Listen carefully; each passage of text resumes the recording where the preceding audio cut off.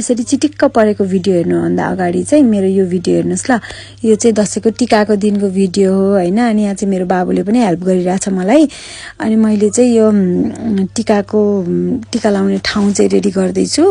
अनि त्यसपछि चाहिँ मलाई के लाग्छ भने चाहिँ यो दशैं तिहार तीज है सबै कुरा आउँदाखेरि चाडपर्व होस् या कुनै प्रोग्राम पार्टी होस् जेमा पनि क्या छोरी मान्छेलाई अलिक गाह्रै हुन्छ जस्तो लाग्छ के। किनभने पकाउने सबै रेडी गर्ने त्यसपछि भाँडा माझ्ने अनि लास्टमा फोटो पनि राम्ररी भएर खिच्नुपर्ने पनि छोरी मान्छेलाई नै हुन्छ नि त। अनि त्यही भएर चाहिँ यो दशैं आउँदाखेरि चाहिँ छोरी मान्छेहरूलाई चाहिँ यो केही गर्नु नपरे हुन्थ्यो जस्तो हुन्छ होला, तर एक्साइटेड भएर गर्न पनि मन लाग्छ के हैन। अनि त्यही भएर मैले पनि यसरी टिका लाउने ठाउँ चाहिँ रेडी गर्दैछु। यसरी जमरा फलफुल सबै थोक दियोहरू राखेँ। अनि मैले टिका पनि यसरी राखेँ।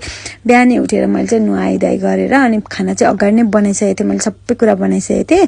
अनि यसरी जस्तो छ त्यस्तैलाई मैले चाहिँ अलिकति हैन राम्रो बनाएँ, टिका लाउने ठाउँ बनाएँ। अनि यो चाहिँ मेरो टिका लाउने ठाउँ चाहिँ रेडी भयो। यस्तो बनाएको थिएँ मैले, कस्तो राम्रो छ। जमरा चाहिँ एकदमै मनपर्छ मलाई। अनि यसरी मेरो बुढोले मलाई टिका लगाइदिनु फर्स्टमै। ह्यापी दशैं सबैजनालाई। Thanks for watching.